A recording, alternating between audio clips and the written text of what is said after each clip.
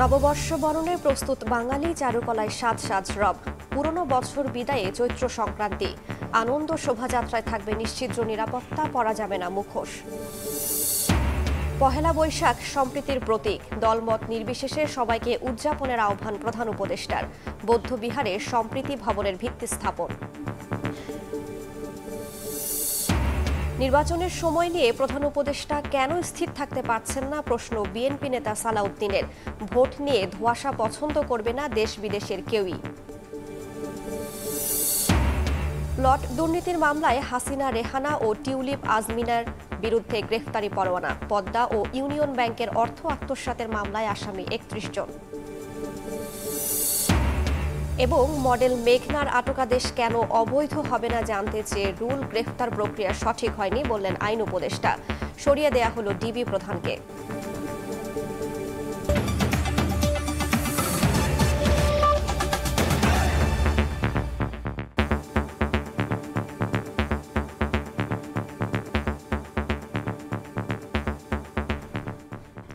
প্রবাসের সময়ের সঙ্গে আছে আমি রাইসা জান্নাত। বাংলা নববর্ষ ১৪৩২ উদযাপনের দোরগোড়ায় বাঙালি। মাত্র কয়েক ঘন্টা পরে উৎসব মুখর আয়োজনে পুরানোকে বিদায় আর নতুন বছর বরণ করে নেবেন দেশের মানুষ। ঢাকা বিশ্ববিদ্যালয়ে আনন্দ শোভাযাত্রার সব আয়োজন প্রায় শেষ। দাঁড়িয়ে গেছে ছোট বড় আকৃতির প্রতিকৃতির কাঠামো সহ নানা আকারের মুখোশ। ঠিক করা হয়েছে আগুনে আংশিক পুড়ে যাওয়া শান্তির পায়রা ও স্বৈরাচারের মুখাকৃতি। বৈশাখ এলো রে, বাঘের দেশ বাংলাদেশে বৈশাখ এলো রে, জল পরি জলে নাইসা গান শোনায় রে, বৈশাখ এলো রে। দুয়ারে হাজির প্রাণের উৎসব, আরেক আনন্দের ক্ষণ। অসাম্প্রদায়িক শক্তির বলে বলিয়ান বাঙালির সবচেয়ে শক্তিশালী, সবথেকে রঙিন উৎসব পহেলা বৈশাখ। তাই তো আনন্দ বাদ ভাঙা। সাপুরিয়া বিন বাজায়া খেলা দেখায় রে, বৈশাখ এলো রে। বাংলা ১৪৩২ নতুন বছর বরণে জোর প্রস্তুতি চলছে বর্ষবরণ আনন্দ শোভাযাত্রারও। ঢাকা বিশ্ববিদ্যালয়ে চারুকলা অনুষদে একটু একটু করে পরিপূর্ণ হয়ে উঠছে ছোট বড় আকৃতির মোটিফ সহ নানা আকারের মুখোশ।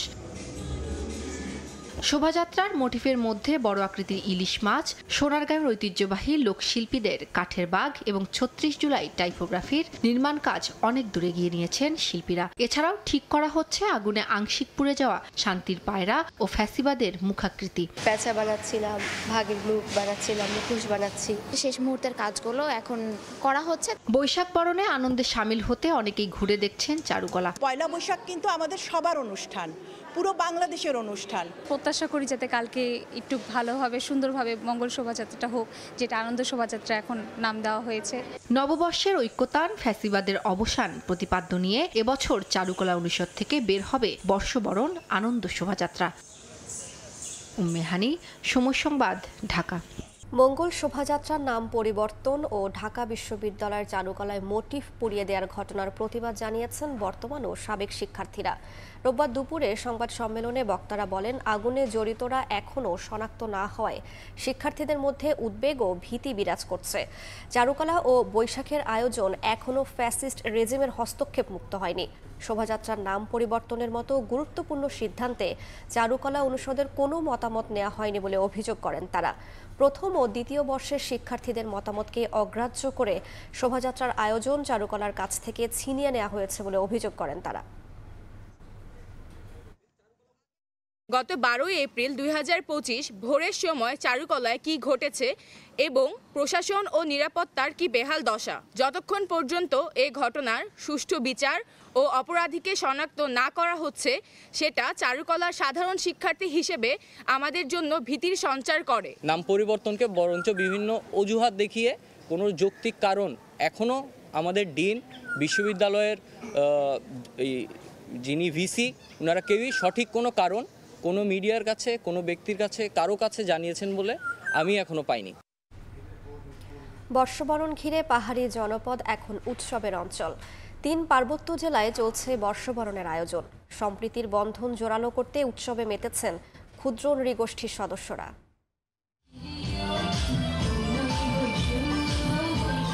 উৎসব আনন্দে মাতোয়ারা ৩ পার্বত্য জেলা। পূর্ব আকাশে ঝলমলে সূর্য, শহরে গুরুত্বপূর্ণ সড়কে ঐতিহ্যবাহী পোশাক পরে এক কাতারে মারমা সম্প্রদায়। পরে বাদ্যের তালে শুরু হয় বর্ণাঢ্য শোভাযাত্রা। পুরনো বছরকে বিদায় আর নতুন বছরকে স্বাগত জানাতে এবারও বান্দরবানে রয়েছে 7 দিন ব্যাপী বর্ণিল আয়োজন। পুরনো বছরকে বিদায় দিয়ে নতুন বছরকে আমন্ত্রণ করছি। 2025-এ এসে যে আনন্দ অনুভূতি হচ্ছে, খুব ভালো লাগছে আমার। সবার সাথে একসাথে বের হতে পারতেছি। এদিকে চৈত্রের ভোরে চেঙ্গি নদীর জলে ফুল ভাসিয়ে পরিবার ও জাতির জন্য মঙ্গল কামনা করেন খাগড়াছড়ির ত্রিপুরা সম্প্রদায়। বেলা বাড়ার সঙ্গে সঙ্গে নদী তীরে ঢল নামে মানুষের। 3 দিনের উৎসবের প্রথম দিনের এই আনুষ্ঠানিকতাকে বলা হয় ফুলবিজু। গঙ্গা মায়ের কাছে আমাদের প্রার্থনা অর্পণ করার জন্য আসছি। নতুন কাপড় ভাসানোর মধ্য দিয়ে আমরা আমাদের আজকের হাড়িবুসের উৎসব শুরু করেছি। আর বিজু উৎসবের দ্বিতীয় দিনে ঘরে ঘরে অতিথি আপ্যায়নে ব্যস্ত চাকমা জনগোষ্ঠী। 100 ধরনের সবজি কেটে ধুয়ে রান্না করা হয় পাচন। খাবার হাতে আড্ডায় উৎসব আনন্দে মাতেন সব বয়সীরা। যত প্রকারের সবজি পাচনে মিক্স করতে পারি, ততই আমাদের জন্য এই পাচনটা একটা ঔষধি রূপে পরিণত হয়। আমরা চেষ্টা করি তাদেরকে সাধ্যমতো আপ্যায়ন করতে। 3 পার্বত্য জেলার উৎসব ঘিরে ভিড় বেড়েছে পর্যটকদেরও। বর্ণিল আয়োজনে মুগ্ধ সবাই। ত্রিপুরার বৈশুক মারমার সাংগ্রাই আর চাকমারা বিজু নামে এই উৎসব উদযাপন করেন। এজন্য 3 সম্প্রদায়ের উৎসবের নাম বৈশাখী। ফাহরিয়া ফারজানা, সময় সংবাদ। পহেলা বৈশাখ সম্প্রীতির প্রতীক উল্লেখ করে সবাইকে নববর্ষ উদযাপনের আহ্বান জানিয়েছেন প্রধান উপদেষ্টা ডক্টর মোহাম্মদ ইউনুস। রাজধানীর মেরুলবাড্ডায় বৌদ্ধ বিহারে সম্প্রীতি ভবনের উদ্বোধনী অনুষ্ঠানে তিনি আহ্বান জানান। অনুষ্ঠানে সেনাপ্রধান জেনারেল ওয়াকারুজ্জামান বলেন, ধর্মীয় সম্প্রীতি ও পাহাড়ের শান্তি প্রতিষ্ঠায় সবকিছু করবে সেনাবাহিনী। রাজধানীর মেরুলবাড্ডায় বৌদ্ধবিহারে সম্প্রীতি ভবন উদ্বোধন করলেন প্রধান উপদেষ্টা ডক্টর মোহাম্মদ ইউনুস। রোববার সকালে সেনাপ্রধান জেনারেল ওয়াকারুজ্জামান, পার্বত্য চট্টগ্রাম বিষয়ক উপদেষ্টা সুপ্রদীপ চাকমা, ধর্ম উপদেষ্টা ডক্টর আফম খালেদ হোসেন সহ বৌদ্ধ ধর্মের নেতাদের সঙ্গে নিয়ে উদ্বোধন করেন তিনি। পরে সম্প্রীতি সভায় যোগ দেন সবাই। সেনাপ্রধান বলেন, দেশে ধর্মীয় সম্প্রীতি ও পাহাড়ে শান্তি প্রতিষ্ঠায় সবকিছু করবে সেনাবাহিনী। আমরা চাই চিরগং হিল ট্র্যাক্টসে পার্বত্য চট্টগ্রাম যেন শান্তি বিরাজ করে, তার জন্য যা কিছু করতে হয় আমরা করতে রাজি আছি। সমগ্র দেশে এই সাম্প্রদায়িক সম্প্রীতি রক্ষার জন্য যা কিছু করতে হয় সেটা আমরা করতে সবসময় সদা প্রস্তুত থাকব। আমরা শান্তির দেশ চাই, শৃঙ্খলার দেশ চাই। আমরা এখানে হানাহানি বিদ্বেষ চাই না। সবার সমস্ত বিভিন্ন মত থাকতে পারে, কিন্তু অবশেষে আমরা সবাইকে যেন শ্রদ্ধা করি। প্রধান অতিথির বক্তব্যে দেশবাসীকে বাংলা নববর্ষের শুভেচ্ছা জানান প্রধান উপদেষ্টা। পহেলা বৈশাখকে সম্প্রীতির প্রতীক উল্লেখ করে সবাইকে নববর্ষ উদযাপনের আহ্বান জানান তিনি। ধর্ম রীতিনীতির মধ্যেও আমরা সবাই এক পরিবারের সদস্য। এদেশের হিন্দু, মুসলমান, বৌদ্ধ, খ্রিস্টান, পাহাড় ও সমতলের বিভিন্ন সম্প্রদায় ও জনগোষ্ঠী সব মিলিয়ে এদেশের মানুষের বিচিত্র ভাষা, সংস্কৃতি, ঐতিহ্য। পহেলা বৈশাখ আমাদের এই সম্প্রীতির অন্যতম প্রতীক। প্রত্যেকে নিজ নিজ উপায়ে নিজেদের রীতি অনুযায়ী উদযাপন করব। আমরা সবাই সার্বজনীন এই উৎসবে অংশ নেব। এ সময় বিশ্ব শান্তি কামনা করেন প্রধান উপদেষ্টা ডক্টর মোহাম্মদ ইউনুস। খুব খুশি হলাম আজ এখন হলো দেখা হয়ে গেল। নাজমুস্তালেহি, সময় সংবাদ, ঢাকা। বিশ্ব গির্জা পরিষদের সাধারণ সম্পাদক রেভারেন্ড জেরি পিলে প্রধান উপদেষ্টা ডক্টর মোহাম্মদ ইউনুসের সঙ্গে সাক্ষাৎ করেছেন। রোববার রাষ্ট্রীয় অতিথি ভবন যমুনায় এর সাক্ষাৎ অনুষ্ঠিত হয়। এ সময় জেনেভায় অবস্থিত বিশ্ব গির্জা পরিষদের পক্ষ থেকে অন্তর্বর্তী সরকারের প্রতি সমর্থন ব্যক্ত করেন রেভারেন্ড পিলে। ডক্টর ইউনুসের হাত ধরে শান্তি, ন্যায় বিচার ও সাম্প্রদায়িক সম্প্রীতির উন্নয়ন হবে বলে আশাবাদ ব্যক্ত করেন তিনি। এ সময় প্রধান উপদেষ্টা বিশ্ব গির্জা পরিষদের প্রতিনিধি দলকে তাদের সমর্থন প্রদর্শনের জন্য ধন্যবাদ জানান। বর্ষবরণের আনন্দ শোভাযাত্রার জন্য নির্মিত মোটিফে আগুন দেওয়ার প্রতিবাদে সারা দেশেই চলছে ফ্যাসিবাদ বিরোধী প্রতিকৃতি তৈরির কাজ। এরই অংশ হিসেবে রাজধানীর উত্তরায় শহীদ মীর মুগ্ধ মঞ্চেও চলছে কর্মযজ্ঞ। রোববার বিকেলে জুলাই রেভলিউশনারি অ্যালায়েন্সের এই আয়োজনে ঘুরে দেখেন সংস্কৃতি বিষয়ক উপদেষ্টা মোস্তফা সরোয়ার ফারুকী। এ সময় তিনি বলেন, যারা চারুকলায় ফ্যাসিবাদ বিরোধী মোটিফে আগুন দিয়েছে তারা ফ্যাসিস্টের দোসর। উপদেষ্টা আরও বলেন, জুলাই অভ্যুত্থানের চেতনা এখনও জাগ্রত আছে, ভবিষ্যতেও থাকবে। ফ্যাসিবাদ মুক্ত বাংলাদেশে প্রথম পহেলা বৈশাখকে সামনে রেখে উত্তরায় আলপনা অঙ্কন করেন জুলাই রেভলিউশনারি অ্যালায়েন্সের কর্মীরা।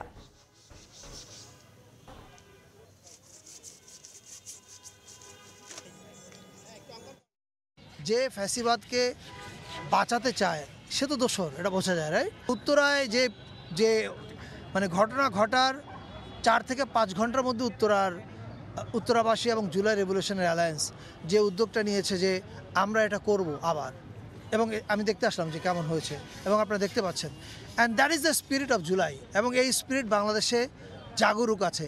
মানে ফ্যাসিবাদীরা যদি মনে করে আচ্ছা মানুষজন অন্য কাজে ব্যস্ত হয়ে গেছে, মানুষের মধ্যে বোধহয় ওই স্পিরিটটা নেয়। No, July is still alive and July will remain alive. Fascist সরকার আওয়ামী লীগের হাতে খুন গুণের শিকার পরিবারগুলো স্বজনদের নিয়ে চৈত্র সংক্রান্তিতে ঘুড়ি উৎসবের আয়োজন করেছে মায়ের ডাক সংগঠন। রোববার বিকেলে বনানী খেলার মাঠে এই উৎসব অনুষ্ঠিত হয়। উৎসবে শিশু থেকে শুরু করে বিভিন্ন বয়সী মানুষ ঘুড়ি উড়ায়। এ সময় আনন্দ উচ্ছ্বাসে মেতে ওঠেন। এ সময় তারা ফিলিস্তিনের পতাকা উড়িয়ে ও স্লোগান দিয়ে নির্যাতিত ফিলিস্তিনবাসীর প্রতি সংহতি প্রকাশ করতেও দেখা যায় তাদের। তারা গাজায় গণহত্যা বন্ধ করে অবিলম্বে যুদ্ধবিরতি কার্যকরের আহ্বান জানান। পাশাপাশি আওয়ামী ফ্যাসিস্ট সরকারের আমলে গুম, খুন ও নির্যাতনের শিকার ব্যক্তিদের স্মরণ করেন আয়োজকরা।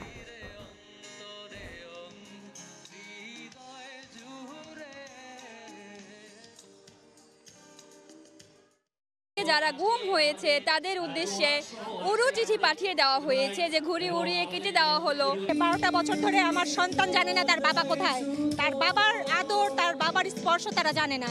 আমরা চাই যাতে ফিলিস্তিন দেশটাকে আবার আগের মতো করে মুক্তি করে দাও। স্বৈরাচার যখন ভাগাইতে পারছি, আমরা ইচ্ছাগুলো ভাগাইতে পারবো। আমি চাই যে ওরা বসতে পারে, ওদেরকে যাতে না মারা হয়। যেই প্রাণগুলো আমরা এখনো হারিয়েছি বাংলাদেশে, ফিলিস্তিনেও, তো সেই জায়গা থেকে আসলে আমরা আমাদের মনে হয় যন্ত্রণার জায়গা থেকে আমরা একই জায়গায় সংহতিতে আসতে পারি। প্রবাসের সময় আরও থাকছে, শিল্পে গ্যাসের দাম প্রতি ঘনমিটারে বাড়ল 10 টাকা। ক্যাপটিভ বিদ্যুৎ শ্রেণীতে 12 টাকা বৃদ্ধি। নতুন দর চলতি এপ্রিল মাসের বিল থেকেই কার্যকর, জানালো বিইআরসি। ডিসেম্বরে না জুনে জাতীয় নির্বাচনের সময় নিয়ে প্রধান উপদেষ্টা কেন স্থির থাকতে পারছেন না, এই প্রশ্ন তুলেছেন বিএনপি স্থায়ী কমিটির সদস্য সালাউদ্দিন আহমেদ। রোববার বিকেলে রাজধানীর প্রেস ক্লাবে ভাষা নিয়ে অনুসারী পরিষদের প্রতিনিধি সম্মেলনে প্রধান অতিথির বক্তব্যে এ প্রশ্ন তোলেন তিনি। এ সময় অন্তর্বর্তী সরকারকে উদ্দেশ্য করে বলেন, আন্দোলনের মধ্য দিয়ে সরকার পরিবর্তন হয়েছে, তবে একটা নির্বাচিত সরকারের রিপ্লেসমেন্ট হতে পারে না বর্তমান সরকার। আরও বলেন, ভোট নিয়ে ধোঁয়াশা পছন্দ করবে না দেশি বিদেশি কেউই। মাননীয় প্রধান উপদেষ্টা প্রায় ডিসেম্বর থেকে জুন এই সমস্ত আসা যাওয়া করছেন, এক জায়গায় স্থির থাকতে পারছেন না কেন? আপনি পৃথিবী বিখ্যাত একজন সম্মানিত ব্যক্তি, আপনার এই রকম শিফটিংটা কিন্তু জাতি এবং আন্তর্জাতিক ভালোভাবে নেবে না। গণতন্ত্রের কথা বলে আপনারা গণতন্ত্রের উল্টা দিকে যাত্রা শুরু করবেন। নির্বাচনের কথা বলে নির্বাচন নিয়ে ধোঁয়াশা সৃষ্টি করবেন। এটা কি গণতন্ত্রের জন্য শুভ? এটা কি গণঅভ্যুত্থানের প্রত্যাশা ছিল? বাংলাদেশি পাসপোর্টে ইসরায়েল ব্যতীত শর্ত পুনর্বহালের সিদ্ধান্ত নিয়েছে সরকার। এ বিষয়ে প্রয়োজনীয় ব্যবস্থা নিতে বহিরাগমন ও পাসপোর্ট অধিদপ্তরকে নির্দেশ দিয়েছে স্বরাষ্ট্র মন্ত্রণালয়ের সুরক্ষা সেবা বিভাগ। গত 7 এপ্রিলে উপসচিব নীলিমা আফরোজের সই করা একটি প্রজ্ঞাপন থেকে তথ্য জানা যায়। এর আগে বাংলাদেশের পাসপোর্টে লেখা থাকত, এই পাসপোর্ট বিশ্বের সব দেশের জন্য বৈধ, ইসরায়েল ব্যতীত। তবে শেখ হাসিনার নেতৃত্বাধীন আওয়ামী লীগ সরকার 2020 সালে দেশে নতুন পাসপোর্ট চালু করলে কোনো ঘোষণা ছাড়াই বাদ দেওয়া হয় সেই পাসপোর্টগুলো থেকে এই লেখা।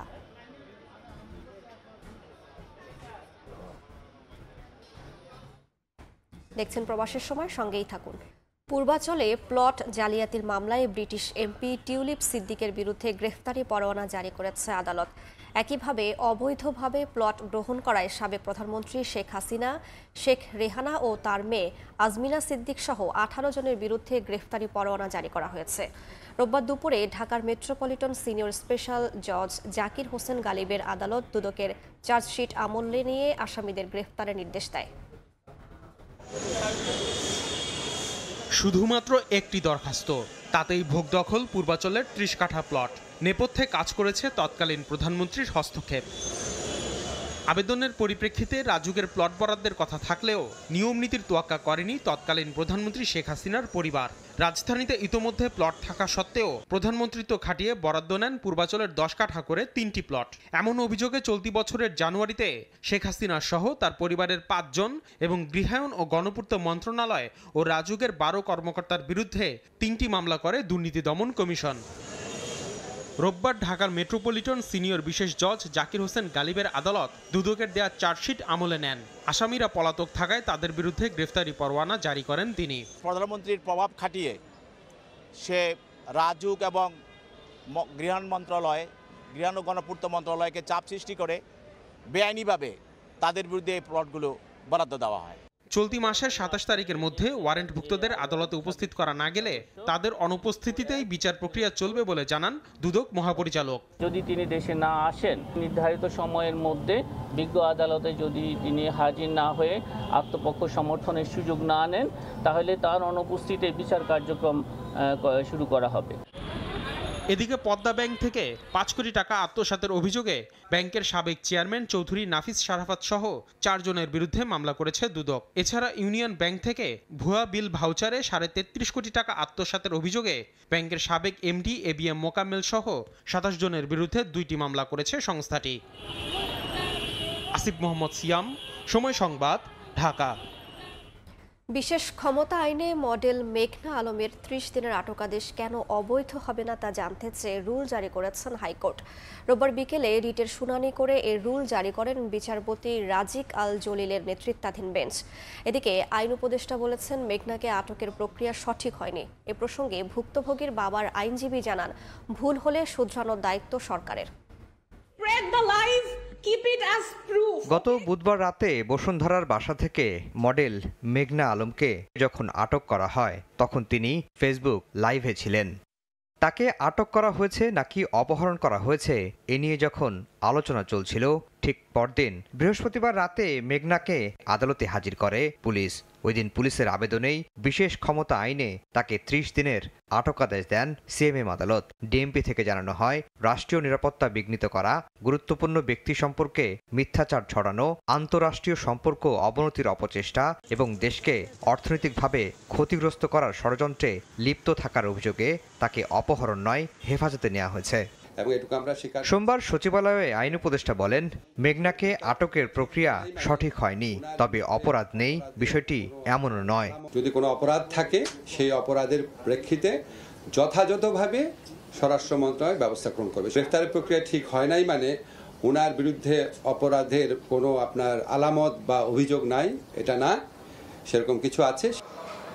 মেয়ের এ অবস্থায় উচ্চ আদালতের দ্বারস্থ হন বাবা বদরুল আলম। আটক ও আটকাদেশের বৈধতা চ্যালেঞ্জ করে রিট করেন তিনি। রোববার শুনানি শেষে 2 সপ্তাহের রুল জারি করেন হাইকোর্ট। আইন উপদেষ্টা বলেছেন ইতিমধ্যে যে ভুল প্রক্রিয়া অনুসরণ করা হয়েছে।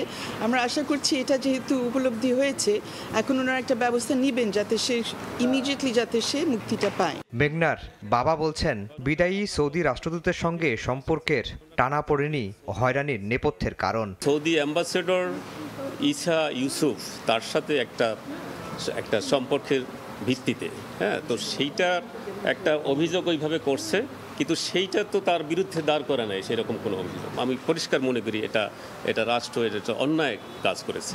এদিকে মেঘনাকে নিয়ে আলোচনার মধ্যেই ডিএমপির ডিবি প্রধানের দায়িত্ব থেকে সরিয়ে দেওয়া হয়েছে অতিরিক্ত কমিশনার রেজাল করিম মল্লিককে।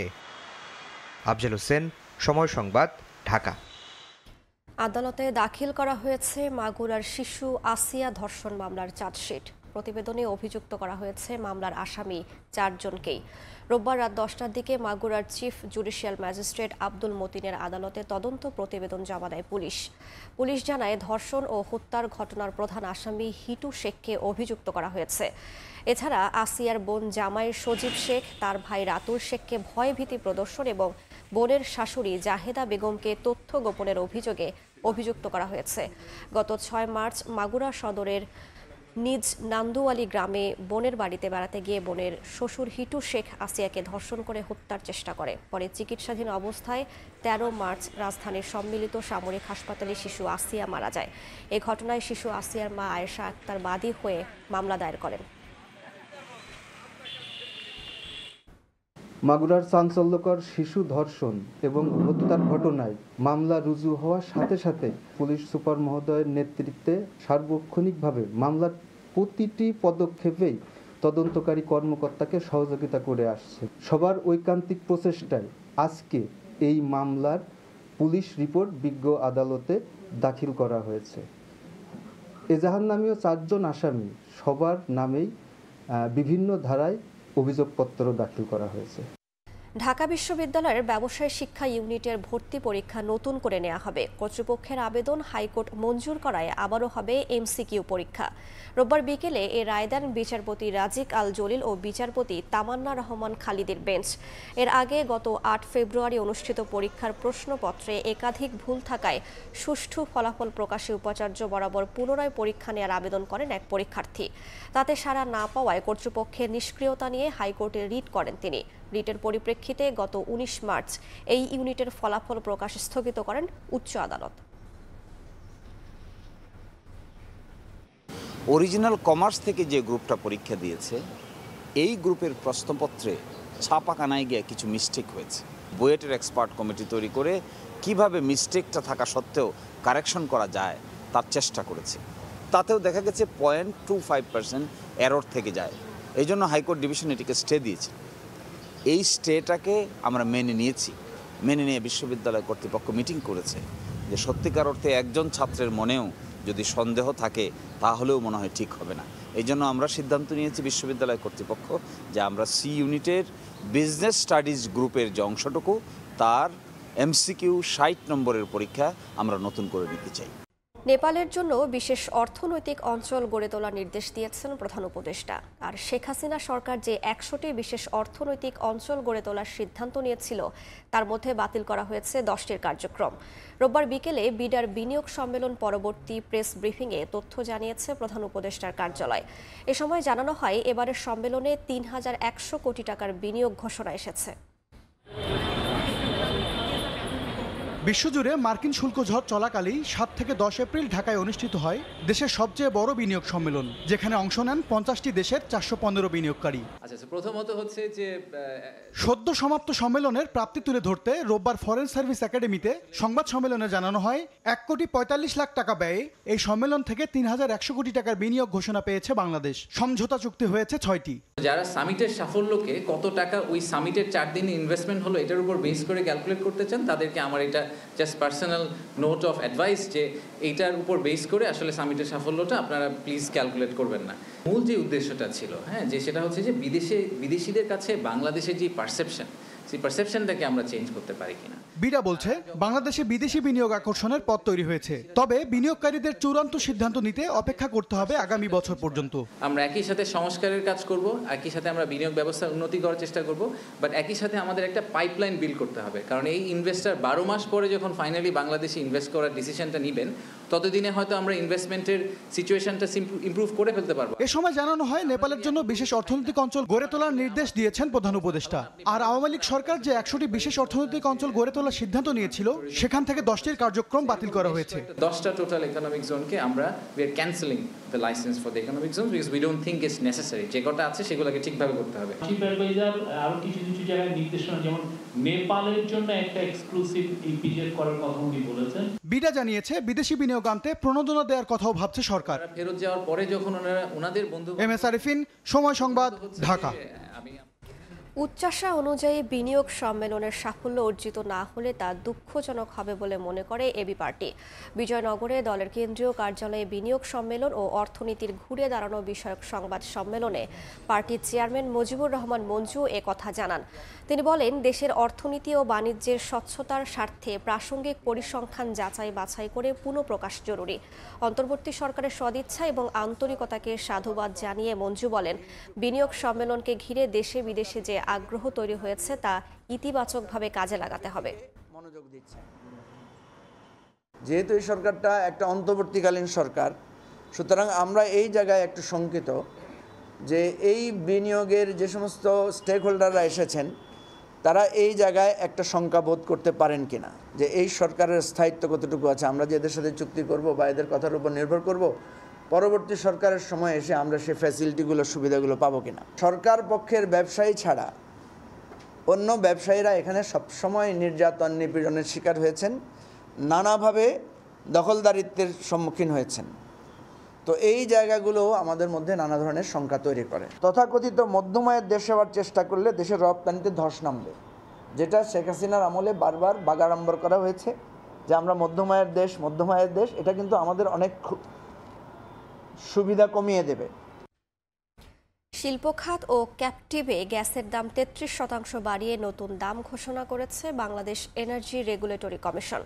এতে শিল্পে 30 টাকা দামের প্রতি ঘনমিটার গ্যাসের দাম 10 টাকা বেড়ে হলো 40 টাকা ও ক্যাপটিভে 31 টাকা 75 পয়সা মূল্যের প্রতি ঘনমিটার গ্যাসের দাম বাড়িয়ে করা হলো 42 টাকা। রোববার বিকেলে এনার্জি রেগুলেটরি কমিশনের কার্যালয়ে দাম ঘোষণা করে কমিশন চেয়ারম্যান জালাল আহমেদ বলেন, আমদানি করা গ্যাস দিয়ে চাহিদা মেটানো হয়, তাই 33% যথেষ্ট না। তবে যতটুকু না বাড়ালেই নয়, সে বিবেচনায় ঘনমিটারে 10 টাকা বাড়ানো হয়েছে। নতুন দাম অনুযায়ী চলমান শিল্প গ্রাহকদের জন্য অনুমোদিত লোডের 50% বেশি ব্যবহার করলেই ঘনমিটারে 10 টাকা বেশি গুনতে হবে। নতুন গ্রাহকদের নতুন দামেই ব্যবহার করতে হবে, আর বিদ্যমান গ্রাহকের অনুমোদিত লোডের অতিরিক্ত ব্যবহারে নতুন দাম কার্যকর হবে। এর আগে 26 ফেব্রুয়ারি গণশুনানির আয়োজন করে বিইআরসি। শুনানিতে প্রতি ঘনমিটার 75.72 টাকা করার প্রস্তাব দেয় পেট্রোবাংলা। সবচেয়ে গুরুত্বপূর্ণ উপাদান আমরা জানি যে ন্যাচারাল গ্যাস।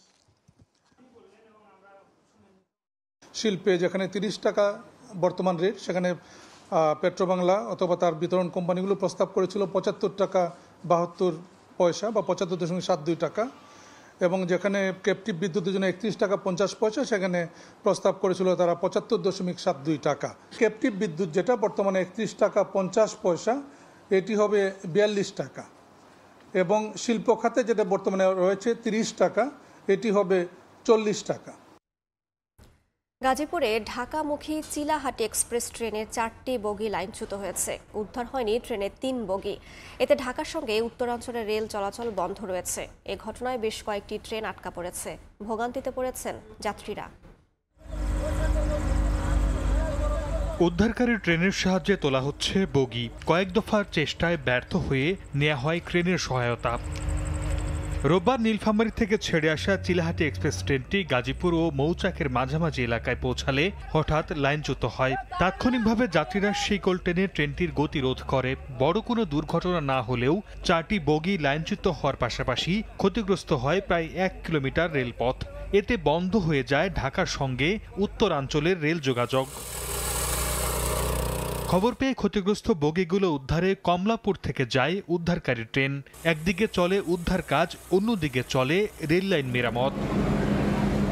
লাইন বন্ধ থাকায় ঢাকা থেকে উত্তরগামী কোনো ট্রেনই কমলাপুর ছেড়ে যায়নি, প্রবেশ করতেও পারেনি কোনো ট্রেন।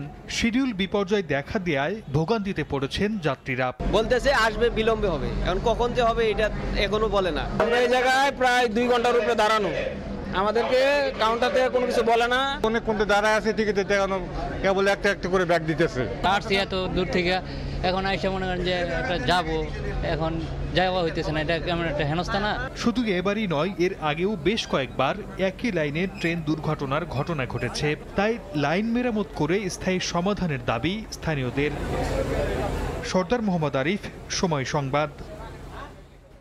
ভারত ট্রান্সশিপমেন্ট সুবিধা বন্ধ করার পর দ্রুত সময়ে আকাশপথে কার্গো সেবা বাড়াতে উদ্যোগী হয়েছে সরকার। 27 এপ্রিল সিলেট বিমানবন্দর থেকে শুরু হচ্ছে কার্গো ফ্লাইট। এদিন একটি চার্টার্ড ফ্লাইটের মাধ্যমে স্পেনে যাবে 60 টন গার্মেন্টস পণ্য। সব প্রস্তুতি সম্পন্ন করেছে বাংলাদেশ বিমান। এই কার্গো সেবাকে বাণিজ্য খাতে নতুন দিগন্ত হিসেবে দেখছেন ব্যবসায়ীরা। কাজল আব্দুল্লাহর রিপোর্ট। নিজেদের বন্দর ও এয়ারপোর্ট ব্যবহার করে তৃতীয় দেশে বাংলাদেশের পণ্য রফতানির সুবিধা বন্ধ করে দিয়েছে ভারত, যা ট্রান্সশিপমেন্ট নামে পরিচিত। এমন পরিস্থিতিতে চালু হতে যাচ্ছে সিলেট ওসমানী আন্তর্জাতিক বিমানবন্দরে কার্গো সেবা। 27 এপ্রিল সন্ধ্যা 7টার দিকে গার্মেন্টস পণ্য নিয়ে সিলেট থেকে সরাসরি স্পেন যাবে একটি ফ্লাইট, যাতে থাকবে 60 টন পণ্য। এক্ষেত্রে সব ধরনের সেবা দিতে নিজেদের প্রস্তুতির কথা জানিয়েছে বাংলাদেশ বিমান। এটা যেহেতু ইউরোপ বাউন্ড একটা ফ্লাইট, সেখানে ইউরোপিয়ান ইউনিয়নের সিকিউরিটি এবং সেফটি রেগুলেশনস কমপ্লায়েন্স মেনে SCC 3 RA3 সব কিছু সার্টিফিকেশন করে এবং আমাদের নিজস্ব সার্টিফাইড জনবল দিয়ে এটাকে পরিবহন করার জন্য সিলেট বিমানবন্দরে কার্গোর যে বর্তমান অবকাঠামো আছে সেখানেকার ইকুইপমেন্ট এবং জনবলের যে বিষয়টা সেই বিষয়টা বিমান মালয়েশিয়া এয়ারলাইন্স পরিচালনা করছেন। এদিকে সিলেট এয়ারপোর্টের রফতানি কার্গো কমপ্লেক্সে ওয়্যারহাউস সুবিধা সহ অন্যান্য অবকাঠামো নিয়ে সন্তোষ প্রকাশ করেছেন কার্গো সংশ্লিষ্টরা। তবে আরও ওয়্যারহাউসের প্রয়োজনীয়তার কথা বলছেন তারা। এখন যে ওয়্যারহাউস আছে সেটা একটা পর্যায় পর্যন্ত সেই ওয়্যারহাউস ব্যবস্থাপনা চলবে, বাট আরও অনেক বড় পরিসরে ওয়্যারহাউস সেখানে লাগবে এবং প্রাইভেট সেক্টর থেকে কিন্তু কয়েকটা ওয়্যারহাউসের অলরেডি কাজ চলমান আছে, এটা আমি খুব ভালোভাবেই জানি। আমি নিশ্চিত যে আগামী হয়তো 6 মাসের মধ্যে ওয়্যারহাউসগুলোর কাজও শেষ হয়ে যাবে। সিলেট থেকে প্রাথমিকভাবে এখন পর্যন্ত একটি ফ্লাইটের শিডিউল করা হয়েছে। নিয়মিত কার্গো শিডিউল না থাকলে সার্বিকভাবে গ্রাউন্ড সেবা নিয়মিত রাখা কঠিন হবে বলে মনে করছে বাংলাদেশ বিমান। কাজল আব্দুল্লাহ, সময় সংবাদ, ঢাকা। ফিলিস্তিনে চলমান গণহত্যার প্রতিবাদে ও স্বাধীন ফিলিস্তিন রাষ্ট্রের দাবিতে বিক্ষোভ সমাবেশ হয়েছে পর্তুগালে। প্রবাসী বাংলাদেশিদের সংগঠন নিরাপদ বাংলাদেশ চাই পর্তুগালের ব্যানারে রোববার সমাবেশে অংশ নেন পর্তুগিজ ও বিভিন্ন দেশের অভিবাসীরা। চলমান হত্যাযজ্ঞ বন্ধে ইসরায়েলের ওপর চাপ প্রয়োগে ইউরোপীয় ইউনিয়নের হস্তক্ষেপ কামনা করেন তারা। লিসবন থেকে তারিকুল হাসান আশিকের report. From the river to the sea. Free, free Palestine. Free, free Palestine. Free free Palestine সহ এমন নানা স্লোগানে মুখর পর্তুগালের রাজধানী লিসবনের মার্তি মুনিস পার্ক। নানা ব্যানার ও প্লেকার্ড নিয়ে বিক্ষোভ সমাবেশে অংশ নেন শান্তিকামী মানুষ। প্রবাসী বাংলাদেশিদের সংগঠন নিরাপদ বাংলাদেশ চাই পর্তুগালের আহ্বানে ঢাকা সমাবেশে নিপীড়িত ফিলিস্তিনবাসীর সাথে একাত্মতা জানান অংশগ্রহণকারীরা। ইসরায়েলের উপর চাপ প্রয়োগে ইউরোপীয় ইউনিয়নের হস্তক্ষেপ কামনা করেন তারা। গাজা উপত্যকায় নিরস্ত্র ফিলিস্তিনিদের উপর ইসরায়েলি বাহিনীর বর্বরোচিত হামলার কড়া প্রতিবাদ জানানো হয় সমাবেশ থেকে। আয়োজিত এই বিক্ষোভ সমাবেশ থেকে আন্তর্জাতিক সম্প্রদায়কে মানবিক হবার আহ্বান জানানো হয়। সবার একটাই দাবি, গণহত্যা বন্ধ হোক, স্বাধীন রাষ্ট্র হিসেবে স্বীকৃতি পাক ফিলিস্তিন। গাজাতে একটি স্থাপনা নেই যেটা অবশিষ্ট রয়েছে, রাফাতে একটি স্থাপনা নেই যেটা অবশিষ্ট রয়েছে, যেখানে শিশুর লাশ, যেখানে সর্বোপরি মানবতার ভুলুণ্ঠিত হয়েছে। আমরা এর তীব্র প্রতিবাদ জানাচ্ছি। আমরা বলবো এটা হচ্ছে একটা কিলিং, একটা পরিষ্কার মার্ডার, একটা জেনোসাইড। গাজায় চলা ইসরায়েলি আগ্রাসন শুধু ফিলিস্তিনি নয়, বিশ্ব মানবতার জন্যই হুমকি বলে মনে করেন বিক্ষোভকারীরা। তারিকুল হাসান আশিক, সময় সংবাদ, লিসবন, পর্তুগাল। মাত্র 3 বছরে জার্মান নাগরিকত্ব ও দেশটির পাসপোর্ট পাওয়ার বিধান বাতিল করেছে নতুন জোট সরকার। নির্বাচনে দেশটির রক্ষণশীল রাজনৈতিক দল সিডিইউ, সিএসইউ এবং প্রগতিশীল দল এসপিডি এর জোট সরকারের রূপরেখায় এমন সিদ্ধান্ত নেওয়া হয়। 3 বছরে নাগরিকত্ব পাওয়ার আইনটি বাতিল করায় রাজনৈতিক দলগুলো খুশি হলেও অখুশি প্রবাসী বাংলাদেশিরা। বার্লিন থেকে আরও জানাচ্ছেন বিটু বড়ুয়া। জার্মানিতে গেল ফেব্রুয়ারিতে অনুষ্ঠিত জাতীয় নির্বাচনে রাজনৈতিক দলগুলোর অন্যতম প্রতিশ্রুতি ছিল দেশটির অভিবাসন আইনে কড়াকড়ি আরোপ। এরই ধারাবাহিকতায় মাত্র 3 বছরে নাগরিকত্ব দেওয়ার সাবেক চ্যান্সেলর শলসের নেতৃত্বে 3 দলের জোট সরকারের করা আইনটি বাতিল করার সিদ্ধান্ত নিতে যাচ্ছে নির্বাচনে সর্বোচ্চ ভোট পাওয়া রাজনৈতিক দল ক্রিশ্চিয়ান ডেমোক্রেটিক ইউনিয়ন এবং বায়ার্ন অঙ্গরাজ্যে তাদের শরিক ক্রিশ্চিয়ান সোশ্যাল ইউনিয়ন ও নির্বাচনে তৃতীয় সর্বোচ্চ ভোট পাওয়া সোশ্যাল ডেমোক্রেটিক পার্টি এসপিডি। নতুন জোট সরকারের প্রস্তাবিত রূপরেখায় প্রচলিত অভিবাসন আইন সংস্কারের অংশ হিসেবে দেশটিতে বসবাসরত বিদেশিরা বৈধভাবে বসবাসের পাশাপাশি কাজকর্ম, নিয়মিত কর প্রদান সহ দেশটির সমাজে একীভূত হওয়া এবং জার্মান ভাষার লেভেল C1 থাকলেও এখন আর 3 বছরে জার্মানির পাসপোর্ট বা নাগরিকত্ব পাবে না। অভিবাসন বান্ধব দেশটিতে রক্ষণশীল জোট সরকারের এমন প্রস্তাবে নাখোশ প্রবাসী বাংলাদেশিরা। বিদেশিদের জন্য পাসপোর্ট দেওয়ার যে আইনটি বাতিল করেছে এটি অতি হতাশার এবং প্রবাসীরা এর থেকে অনেকেই বঞ্চিত হবে। অনেকদিন আছে তাদের জন্য এটা অনেক কষ্টের ব্যাপারটা। এখন আশা করি সরকার নতুন সরকার এগুলি বিবেচনায় নেবেন যাতে আমরা আবার তাড়াতাড়ি পাসপোর্ট পাইতে পারি। গেল 23 ফেব্রুয়ারি নির্বাচনের আগে অভিবাসন নীতি কঠোর করার ঘোষণা আগেই দিয়ে রেখেছিলেন জার্মানির সম্ভাব্য চ্যান্সেলর ফ্রিডরিশ ম্যার্জ ও সিএসইউর মার্কুস সোয়েডার সহ দেশটির রক্ষণশীল দলগুলো।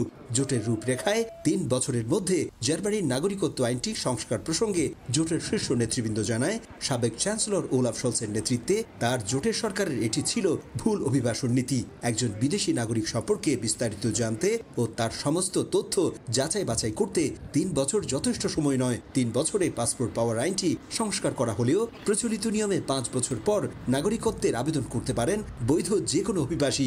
একই সাথে দ্বৈত নাগরিকত্বের বিধানটিও আপাতত বহাল রাখার কথা জানান জোটের নেতারা।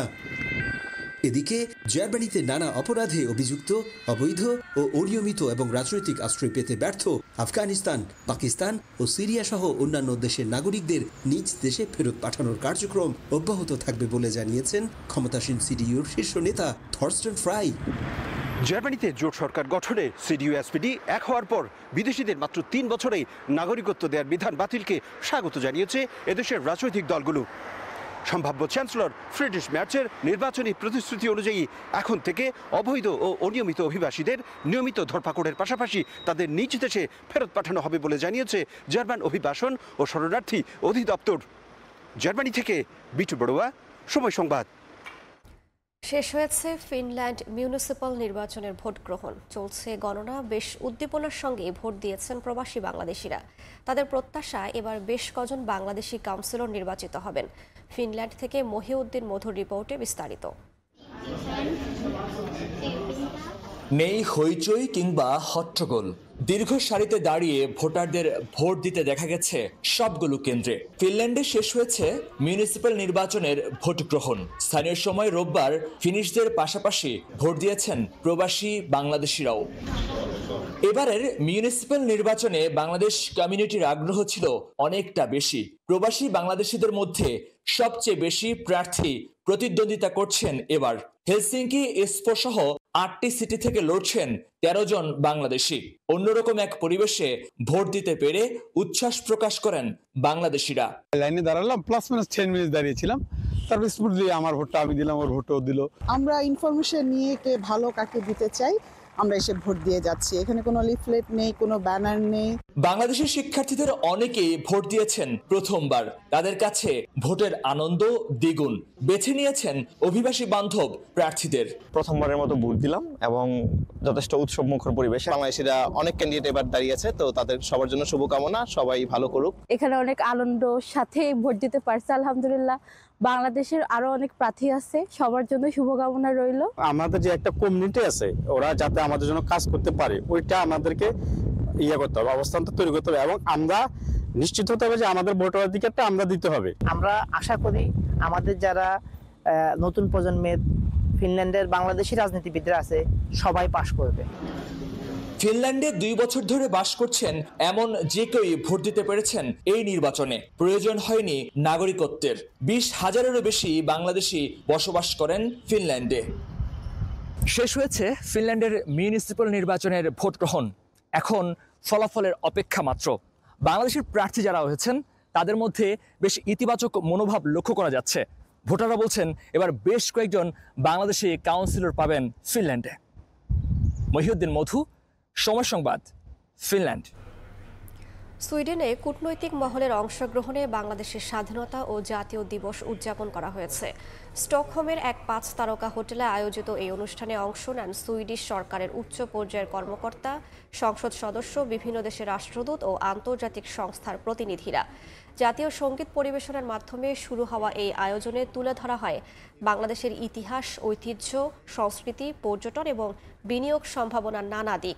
শ্রদ্ধার সঙ্গে মহান মুক্তিযুদ্ধে শহীদদের আত্মত্যাগ স্মরণ করা হয় এবং নতুন বাংলাদেশের সাম্প্রতিক উন্নয়নের চিত্র তুলে ধরা হয়।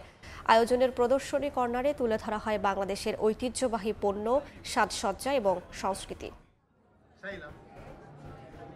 আয়ারল্যান্ডে এখন শুধুই ফুলের সমারোহ।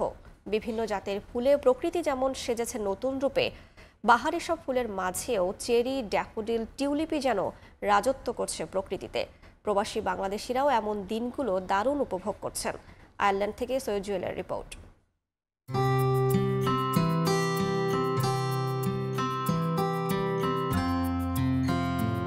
সৌন্দর্য, পবিত্রতার অন্যতম প্রতীক ফুল। ঘর সাজানো থেকে শুরু করে প্রিয়জনকে উপহার, সবকিছুতেই এর সমান কদর। বাহারি সব ফুলের কোনোটির রয়েছে মোহনীয় গন্ধ, আবার কোনোটির সৌন্দর্যের জুড়ি মেলা ভার। আয়ারল্যান্ডের রাস্তাঘাটে দেখা মিলছে বিভিন্ন জাতের ফুলের। এর মধ্যে বিভিন্ন জাতের ড্যাফোডিল, সাদা গোলাপি চেরি, নানা রঙের টিউলিপ ও গোলাপই যেন রাজত্ব করছে। হাজারো ফুলের সুবাসে মাতোয়ারা বাতাসই জানান দেয় দেশটিতে চলছে ঋতুরাজে বসন্তের রাজত্ব। প্রকৃতির এই অসাধারণ রূপ উপভোগ করতে তাই বিভিন্ন জায়গায় দেখা মেলে ফুলপ্রেমীদের। আয়ারল্যান্ডের রাস্তায়, পথে ঘাটে, বাসার সামনে, অফিসে, যে কোনো জায়গাতেই দেখা যায় এরকমের রং বেরঙের হাজারো ফুলের সমারোহ। এই ফুল খুব সুন্দর, বসন্তের দেখার মতন। দেখেন সবাই এনজয় করতেছে, আমিও এনজয় করতেছি, আপনারা এনজয় করেন। দোল খাওয়া ফুলেদের গড়াগড়ি দেখতে এক কাউন্টি থেকে আরেক কাউন্টিতেও ভ্রমণে যান অনেক প্রবাসী বাংলাদেশি। বসন্তের এখন টকবগে ভরা যৌবন, বাহারি ফুলের কলতানে মুখর এখন প্রকৃতি। এজন্য রূপ রাজত্বের শৈল্পিক রানীদের উপচে পড়া রূপ। এরূপ থাকুক আরো কিছুদিন। সৈয়দ জুয়েল, সময় সংবাদ, আয়ারল্যান্ড। দেখছেন প্রবাসের সময়, সঙ্গেই থাকুন। এ পর্যায়ে শীর্ষ সংবাদগুলো জানিয়ে দিচ্ছি আরও একবার। নববর্ষ বরণে প্রস্তুত বাঙালি, চারুকলায় সাজ সাজ রব। পুরনো বছর বিদায়ে চৈত্র সংক্রান্তি, আনন্দ শোভাযাত্রায় থাকবে নিশ্চিদ্র নিরাপত্তা, পরা যাবে না মুখোশ। পহেলা বৈশাখ সম্প্রীতির প্রতীক, দলমত নির্বিশেষে সবাইকে উদযাপনের আহ্বান প্রধান উপদেষ্টার। বৌদ্ধবিহারে সম্প্রীতি ভবনের ভিত্তি স্থাপন। এবং নির্বাচনের সময় নিয়ে প্রধান উপদেষ্টা কেন স্থির থাকতে পারছেন না, প্রশ্ন বিএনপি নেতা সালাউদ্দিনের। ভোট নিয়ে ধোঁয়াশা পছন্দ করবে না দেশ বিদেশের কেউই।